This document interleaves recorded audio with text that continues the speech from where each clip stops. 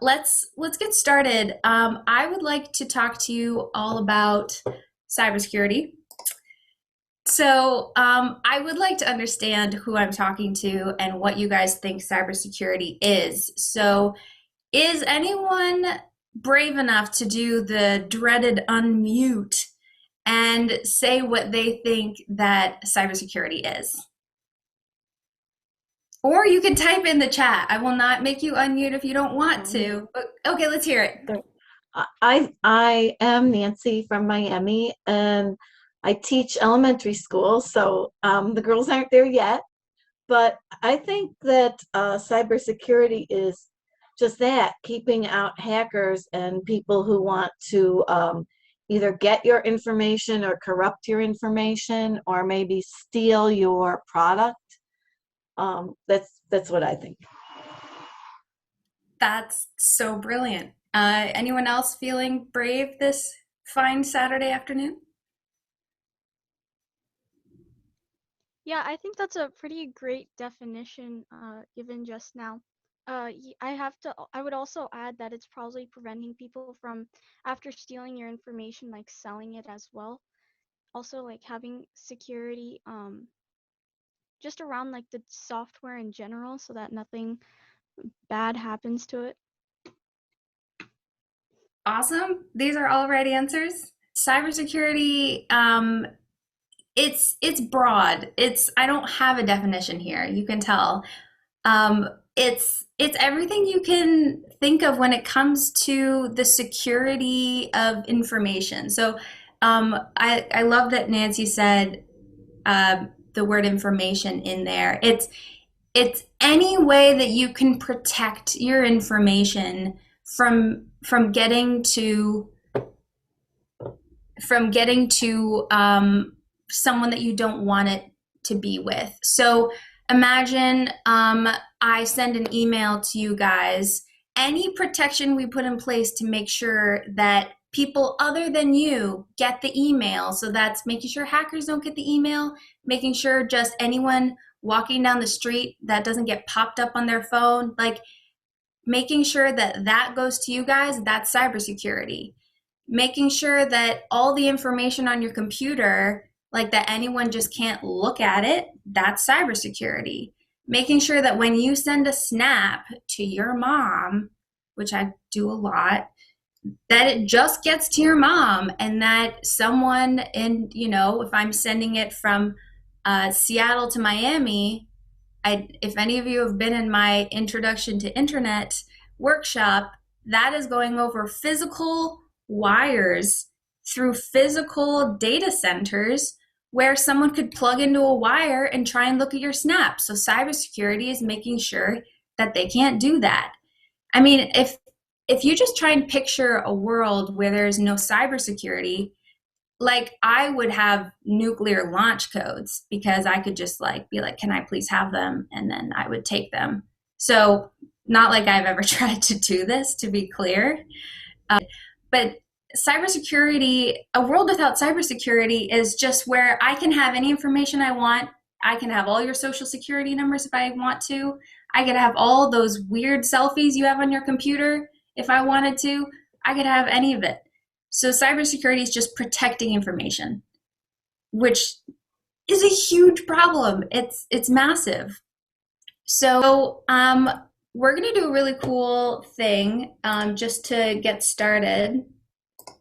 And we are going to learn about ciphers. So ciphers are just one way of protecting your information. So if I were to send you guys all a message, just writing it out in English, and then put it in an email and send it to you, if a hacker was able to get that email between me and you, it would be like, hey, I had such a great time at the workshop. Thanks so much for coming. And he can read it. However, if I were to send it to you in emojis, he's not going to understand what does kissy face like sunglasses mean. And that's what a cipher is. We're just trying to encode the information so he can't get it. So I want you all to get out your phones, take out your cellular devices, open a new text you're not sending this, and I want you to write in emojis using this cipher you see in front of you how you're feeling today. And then I want you to show me on the screen so I can understand your message. And if you are not showing your camera, you can, if you're on a Windows computer, you can click the Windows key and period, and it will show you all your emojis, and you can type to me a message in the chat in emojis. So let's see how you guys are feeling on this lovely Saturday afternoon. Okay, I see some more phones at work. Ciphers are really fun when they're in emojis. I just couldn't think of anything else to encode an alphabet with that would be as fun as emojis. We actually use a lot of emojis at work. Great, so why did we learn about this? I think it's really important when it comes to just protecting yourself, maybe even if you don't go into a career in cybersecurity. It's just really important to understand how to protect your own information. So what we just did was we encrypted something, which is part of cryptography. So you can encrypt something like putting it into emojis, and then you decrypt it by turning the emojis back into words. So if you look at the top example there, where the emoji is obviously crying because he gave away his password. So when you type in a password into, I love Khan Academy, so we're using Khan Academy here. You type in your password to the Khan Academy website. Remember that since the internet is a physical thing and that password has to travel over wires and through data centers to get to Khan Academy, the hacker has many places he can try and pull that password. So if I send it here in just normal text, it's like, you know, have my password, because I guess I never really cared about it all that much. But if we put in a password and then we encrypt it by like jumbling it up, and you can jumble it up in many different ways, like using math. Oh, I said the math word. or jumbling it into emojis, then when the hacker pulls that message out from the wire from the air, they just get jumbled nothingness. So they can't break into your bank account and you know, take all your money that you were gonna spend on lattes. So this is a great example of we did encryption. Like if the hacker got the emojis, he wouldn't know what to do with it. So it's just a very simple way of showing that you really need to protect your information when you're sending it from point A to point B. Actually, WhatsApp is encrypting your messages now. Just gonna put that out there. So I have a quick video that is going to explain cybersecurity in 5 minutes in a way that I never could, because they have amazing women and really pretty visuals. So I'm gonna show that to you guys now. Okay. And if it's too loud, like give me a thumbs down. And I'm gonna pretend that that's just because it's too loud and not that you. Hi, my name's Jenny Martin, and I'm the Director of Cybersecurity Investigations at Symantec. Today, cybercrime causes huge problems for society, personally, financially, and even in matters of national security. Just in the last few years, hundreds of millions of credit card numbers have been stolen. Tens of millions of social security numbers and healthcare records were compromised. Even nuclear centrifuges have been hacked, and unmanned aerial drones have been hijacked. This is all done by exploiting vulnerabilities in hardware and software, or more often by taking advantage of unintentional decisions made by the people using the software. The people committing these cybercrimes don't fit a single profile or motivation. It could be anyone from an international terrorist to a teenager competing for bragging rights. Today, the largest countries not only have a regular army, but also have a well-armed cyber army. In fact, the next world war may not be fought with traditional weapons, but with computers used to shut down national water supplies, energy grids, and transportation systems. Hi, my name is Parisa, and I'm Google's security princess. I've worked on a lot of different Google products in a lot of different ways to try and make our software as secure as possible. Now let's take a look at how cybercrime works under the hood. We'll learn about software viruses, denial of service attacks, and phishing scams. In biology and life, a virus is an organism that is spread by coughing, sneezing, or physical contact.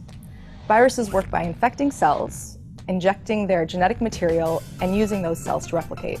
They can make people really sick and then spread to other people. A computer virus works a bit similarly. A virus is an executable program that gets installed, usually unintentionally, and harms a user and their computer. It's also possible for a virus to spread itself to other computers. Now, how does a virus get on your computer in the first place? There are a couple ways an attacker can infect someone's computer. They might lure a victim into installing a program with deception about the program's purpose. So, for example, a lot of viruses are disguised as security updates.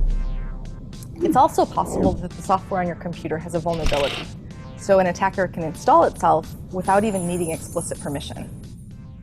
Once a virus is on your computer, it can steal or delete any of your files, control other programs, or even allow someone else to remotely control your computer. Using computer viruses, hackers can take over millions of computers worldwide, and then use them as a digital army, otherwise known as a botnet, to attack and take down websites. This kind of attack is called a distributed denial of service. A denial of service is when hackers overwhelm a website with too many requests. We call it a distributed denial of service when the attack comes from many computers all at once. Most websites are ready to respond to millions of requests a day, but if you hit them with billions or trillions of requests coming from different places, the computers are overloaded and stop responding. Another trick used by cybercriminals is to send large amounts of spam email in an attempt to trick people into sharing sensitive personal information. This is called a phishing scam. A phishing scam is when you get what seems like a trustworthy email asking you to log into your account, but clicking the email takes you to a fake website. If you log in anyway, you've been tricked into giving your password away. Hackers can then use your login credentials to access your real accounts, to steal information, or maybe even to steal your money. Fortunately, there are many companies, laws, and government organizations working to make the internet safer, but these efforts are not enough. You may think when a computer system gets hacked, the problem was the security design or the software. 90% of the time a system gets hacked, however, it's not because of a security bug, but because of a simple mistake made by a human. It turns out there are steps we can all take to protect ourselves. Often, your actions not only impact the security of your own data and computer, but the security of everyone at your school, workplace, and home. With billions or trillions of dollars at stake, cybercriminals get smarter each year, and we all need to keep up.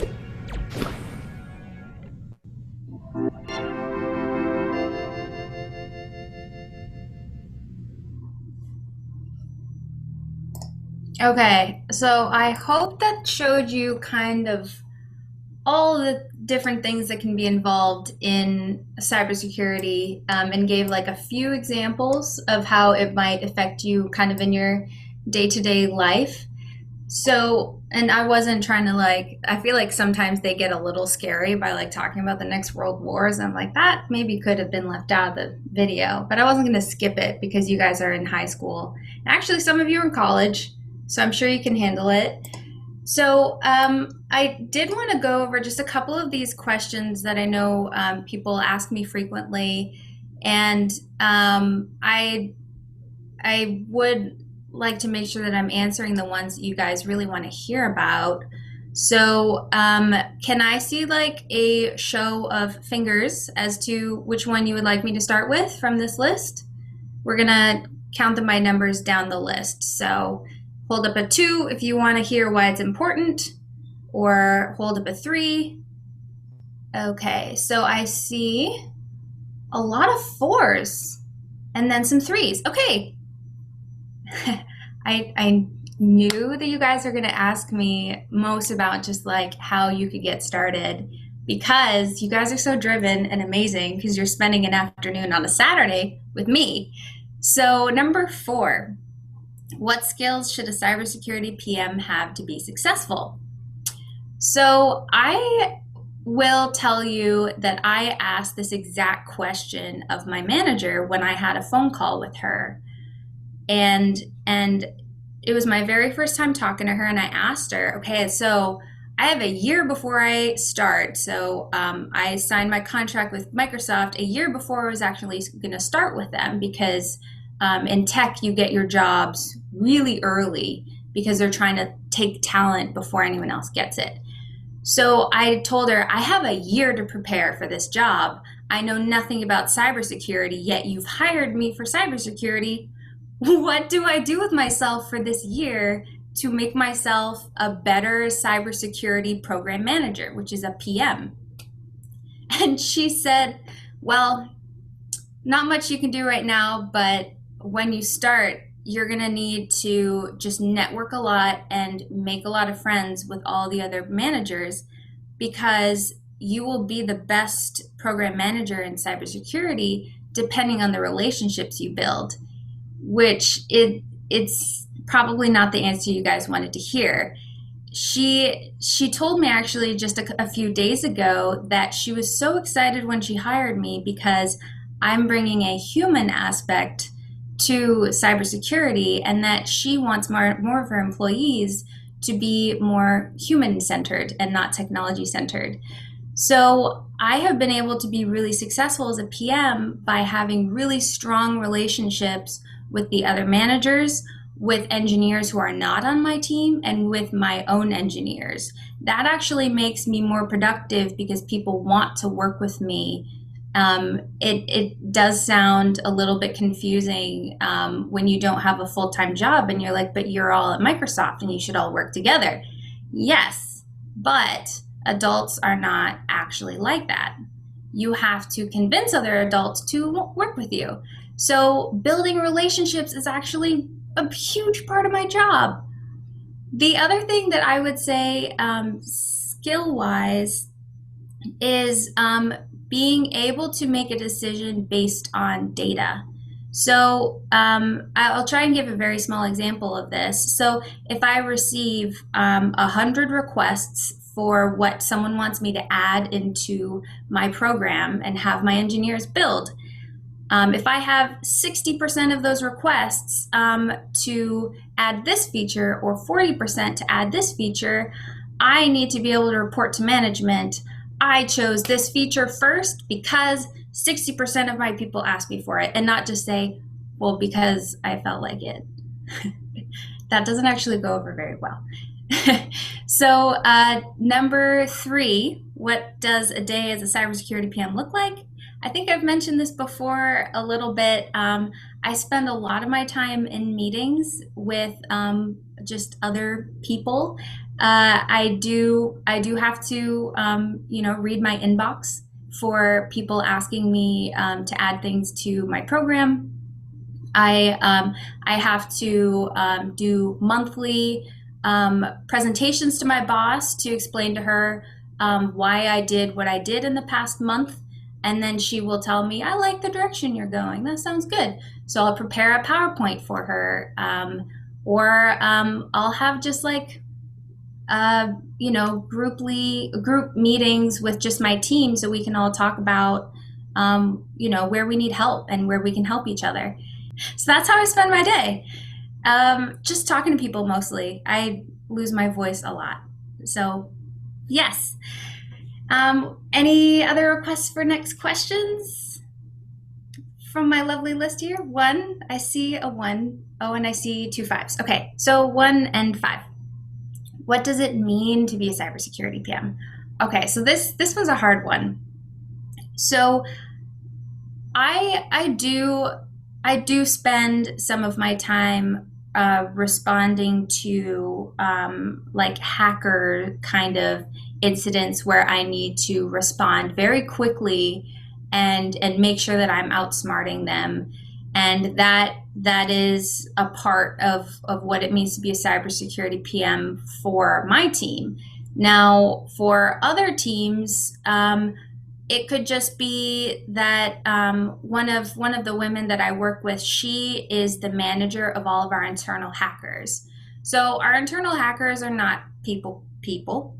They are just very good with computers. So it's her job to kind of ease the relationship between what our internal hackers do and find, and then just building the relationship between the rest of the company and the hackers. So she would maybe talk to them about highly technical stuff and then kind of boil it down to like really simple, a couple sentences, and then tell it to the rest of the company. So she's kind of like the interface between really highly technical hacking and just giving the answers gently to the other managers in a way that they want to hear it.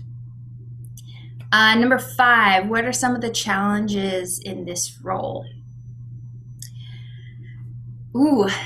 So there are challenges in every role, of course. There's always going to be, you're always going to have a certain amount of work done and delivered to the rest of the company, a certain amount of things that you've added to your program and given to the company. I think for me, the challenge was that I knew nothing about cybersecurity when I was hired. And for me, it was just the challenge of me getting hired based on all of the work that I have done with CodeArt and the other programs that I've been involved with, and then them taking my experience of working with developing workshops and things to then stopping hackers. So it was a bit of a pivot, but I would say that the challenge is just to like learn fast, which is not a problem for any of you. It's just in general not a problem for anyone, I think, if you love what you're doing. Plus, I had never thought about cybersecurity until Microsoft hired me for cybersecurity. But I didn't mention that in the interview because my friend had just got hired at Microsoft for machine learning, and she didn't know what that was. And she said, I'm glad I didn't say anything in the interview because they don't expect you to know anything. They expect you to learn later about it. Okay, so I hope I've answered all the questions. We have more time for questions later, but I've talked for a really long time and it makes me uncomfortable, so I'm gonna move on. And we're gonna talk more about phishing because I think this is a really cool exercise to show that just in your day-to-day life, you can do things to protect yourself just by being aware of cybersecurity. You don't have to dedicate your life to it the way I do. I didn't know I was going to dedicate my life to it until 6 months ago, by the way. So do you guys remember in the video, the phishing, where they were showing that you can get an email and it looks really legit and they'll be like, click here to reset your password, and you click there and you type in your password and then the hacker says, thank you for your password. Now I have it. So it's actually, and if we had more time, I would love to do this exercise with you guys, but it's actually really easy to copy paste the HTML of a website and make your own website just using the visuals. You guys know what HTML and CSS are? Thumbs up? Yes, I'm seeing some nods. Good. So it would be really fun to do an exercise where we created our own phishing website. I've not gotten this cleared by Amy at all. In the future, it'd be really cool though. You just copy paste the HTML and CSS of PayPal, paste it in your own website, but have your own code behind it so that when you send this email and they click on it to reset their password, go straight to my website. It looks legit because I used their HTML and CSS, and then you give me your password. So that's not good. So we're gonna see how you guys do with that. Google made a really cool phishing quiz, and we can spend 3 minutes on it. And if you want to go to phishingquiz.withgoogle.com, and you'll notice it is secure. Do you see HTTPS? If the S is there, then that means your information is probably secure. If it doesn't have an S after the HTTP, that means who knows what's going to happen with the information you put on that website. So go to HTTPS, Phishing Quiz, and I'll tell you that a great way to pass this quiz is to look at the link before you click on it. So don't just like click on links in emails. You want to look at it, and if it's going to a weird place, don't click on it. Another hint, most of those emails are phishing. Go figure. Otherwise it'd be not very educational. So if it asks you for a name and email, don't use your name and email. Use a fake one. Pretty please, in the name of cybersecurity. I also suggest you all make a dummy email where if you're unsure about the website, but you really wanted to buy that shirt, use a fake email and try and just use PayPal, but the real PayPal. Okay, so how are we doing? Are you guys catching most of it? No. No. It is scary how the easiest part of phishing is that you can make it look like it's a real email and a real website. So it's very easy to replicate it. Scary, right? I'm not trying to scare you. I'm just trying to show you that you can be your own little cybersecurity advocate for your own data. So protecting your own bank accounts and your own passwords. So I'm going to move on just to make sure that we have time to answer questions. I see questions in the chat. And I just wanted to say one thing about this phishing thing, because we're all here to talk about like what it might be like in a career in cybersecurity, or if you ever even want to take a class on it. So I have a friend at Microsoft who her engineers are working on creating a filter to be smart enough to like take a look at the link and like be like, whoa, this isn't really going to PayPal, and then deleting the email and not ever even sending it to the person to get in a trap. So she's a manager like me, and we have meetings all the time to talk about collaborating together. And then she relays the information to her engineers. But what she's working on doing is filtering all these emails out of your inbox, which is like really cool. So questions. I see one in the chat here. Do you ever talk to customers about how you help Microsoft to stay secure? So I don't actually talk to external customers, but I have what you call an internal customer. So we are very people-oriented when it comes to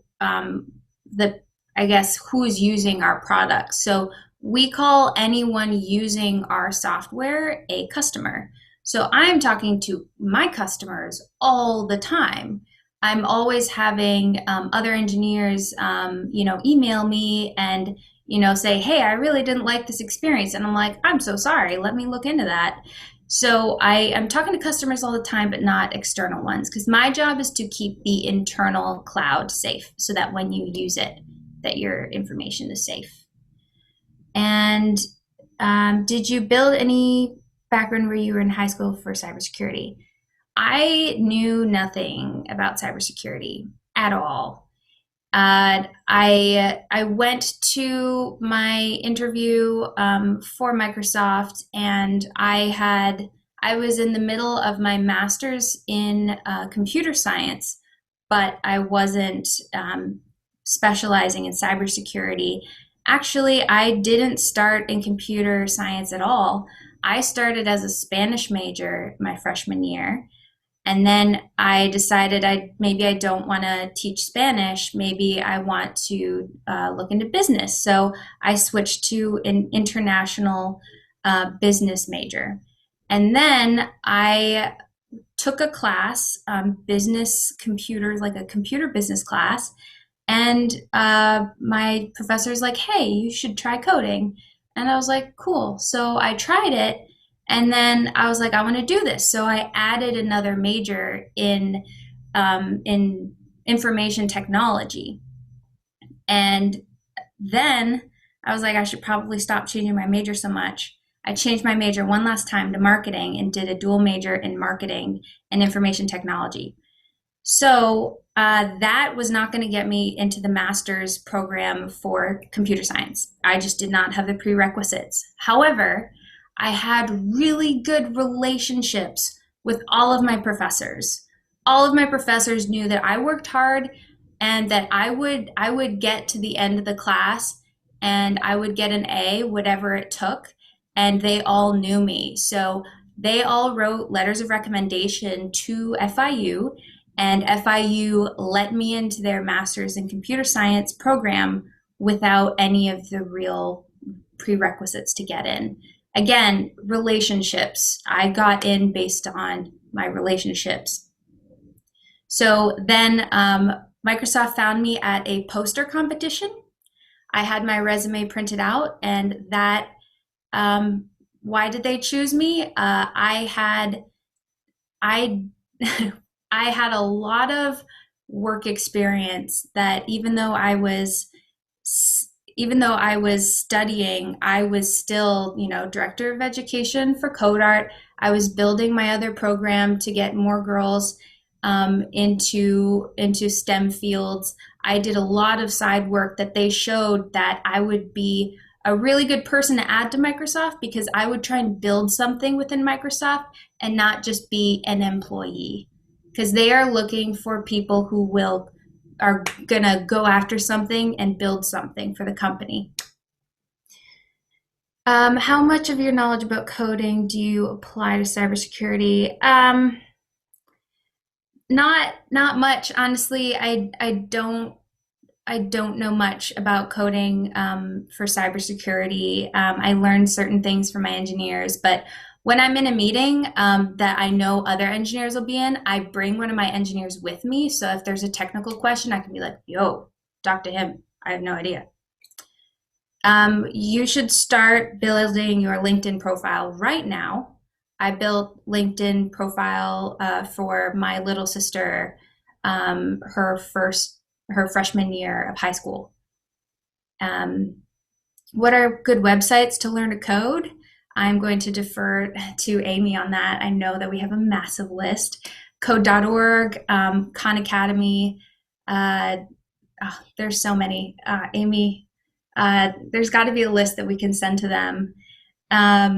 Yeah, we can follow up with that. And also, everyone should, if they haven't yet, they should register for a free account at hub.code-art.com. Yes. And we have 4 free video lessons there. That's a start.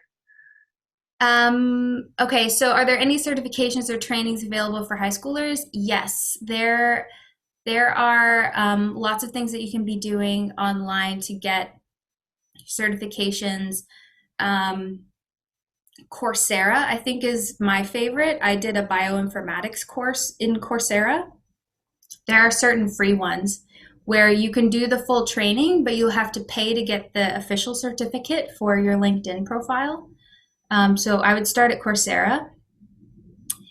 And let's see, have I missed anything?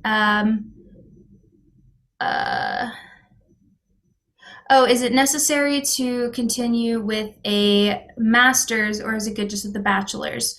So that really depends. So since I found computer science so late in my life, I wasn't able to do my undergrad, or wasn't able to go to college for computer science.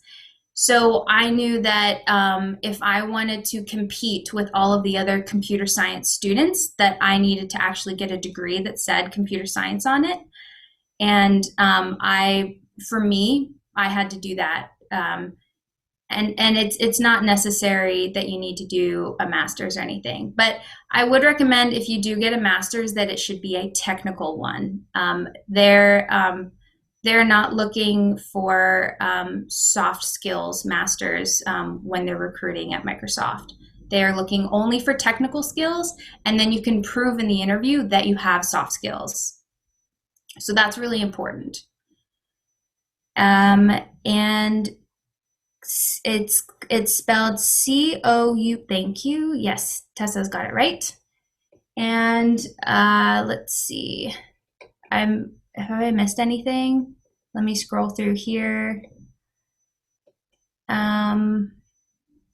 Grades, classes. Okay. So I do have a question here, like maybe what about your application made them choose you? Maybe it was your grades or classes. I did mention that already before, but I think that something that I really want you girls to understand is that when it comes to being in a technical field like computer science specifically, let's just keep it to computer science, that they are not looking at your grades as heavily as you would think. I don't want you to think that you can just like fail your classes or anything, because I had a 4.0 like right before I graduated, and then I lost my 4.0.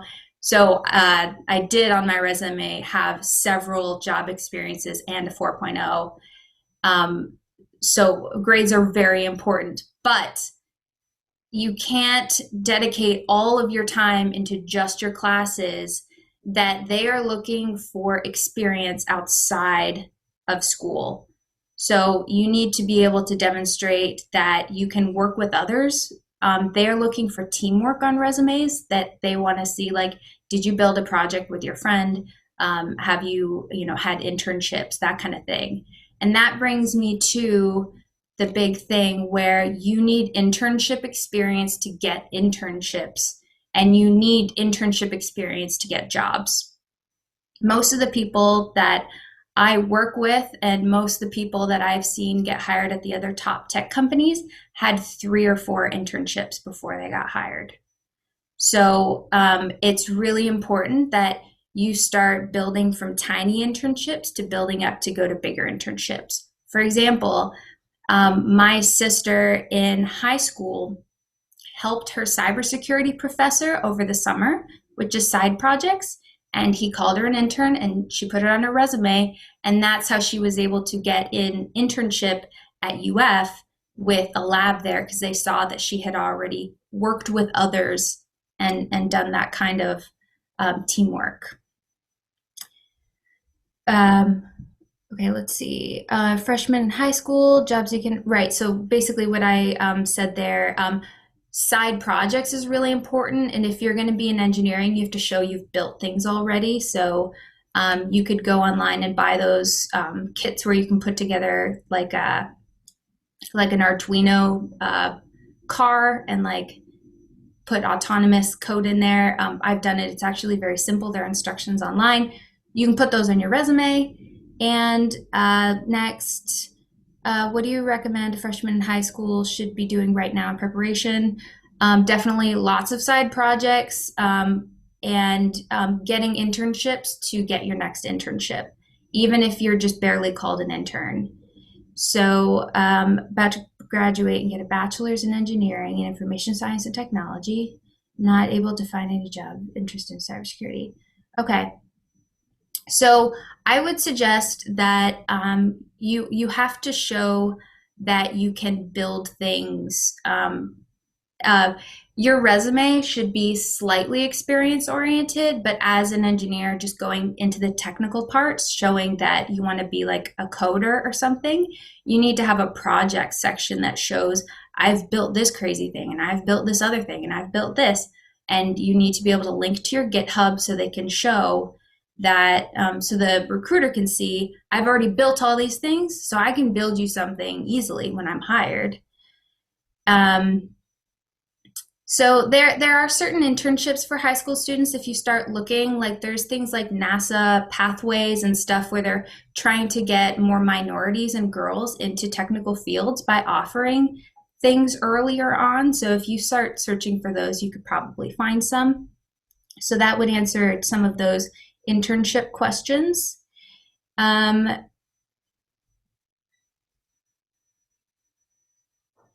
Okay, so I wanted to ask, I didn't get a direct admit into the department if I don't get in.